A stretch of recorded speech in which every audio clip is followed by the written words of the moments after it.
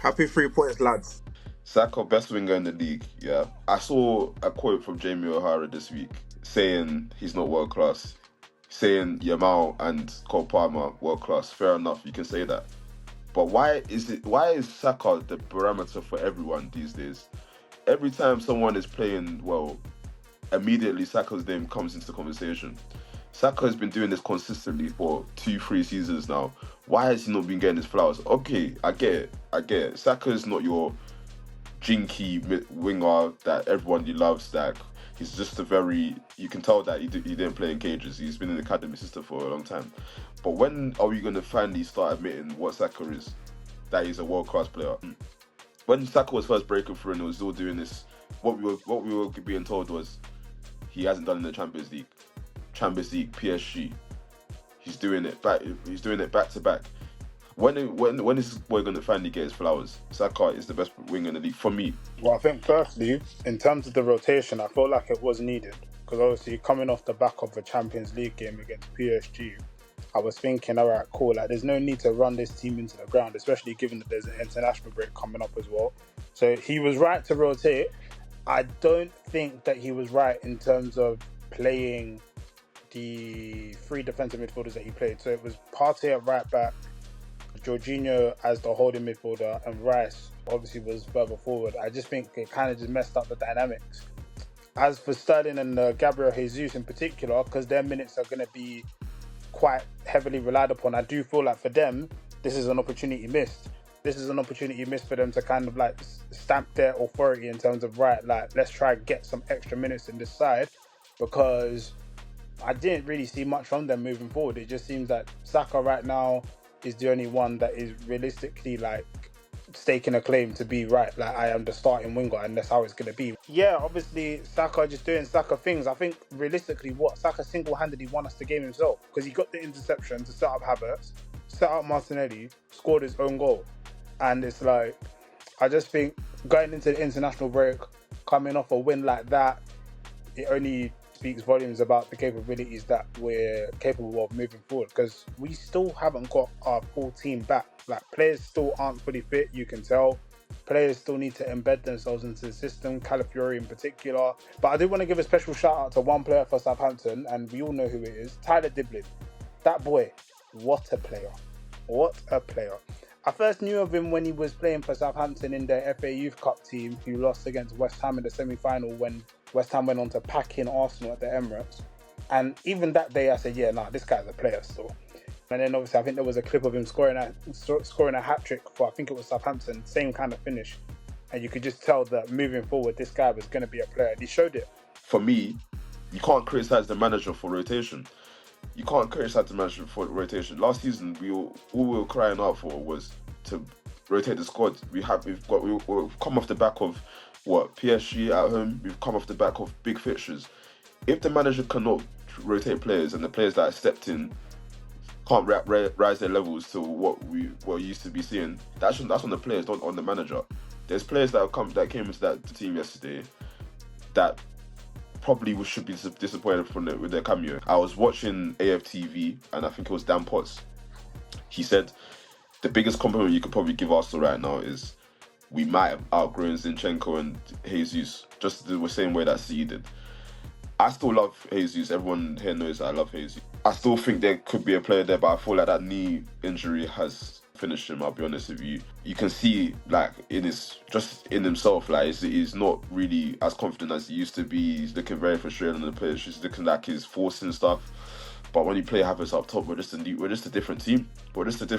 One thing I will say, sorry to digress, Calafiori, amazing player, fantastic player. But I said it before. I said it last week.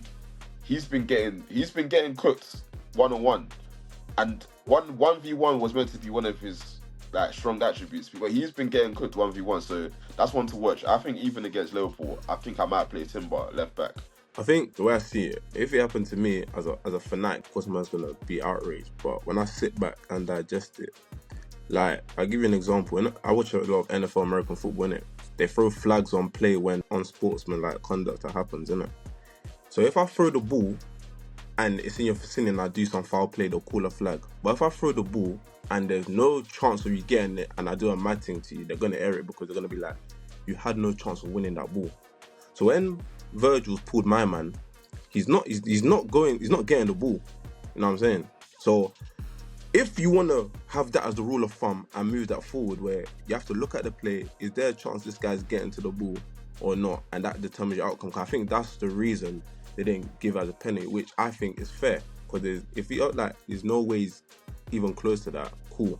If he's in his vicinity and Virgil does that, penalty clear as day, I don't mind that. It wasn't in his vicinity to get it. The ball actually spin upwards towards Alisson's hands. Unless he's going to crash into Alisson, there was no way he was going to get it. But I do think it was fortunate. I understand why the outrage. I didn't like how TNT was talking about it for like 30 minutes straight. Like focus on the game, man.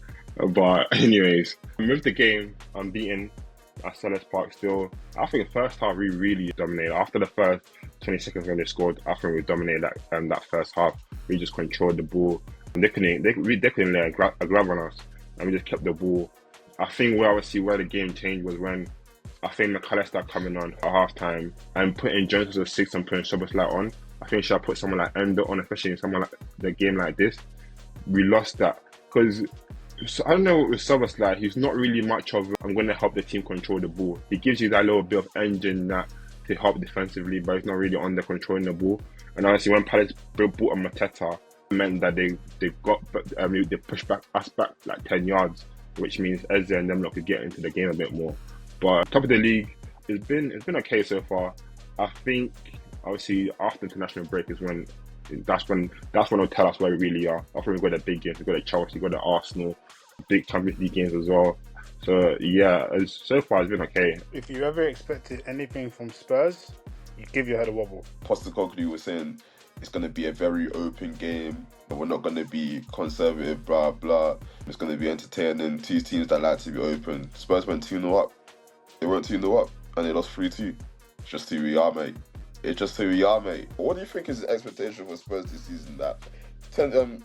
Postecoglou said like a couple months ago, like when he was pressed by interviewers, that he always wins something in the second year. So is he going to be judged by winning the trophy this season? I think the board expects top 4. I think top 4 is definitely one of the main things that the board expects. I think Levy's always expects top 4. I think obviously for the money, the Levy is very business minded and that's just how he operates. But I feel like as a fan, for the fans, they want top 4 and they want a trophy. I feel like it's very important to have for them to have a trophy.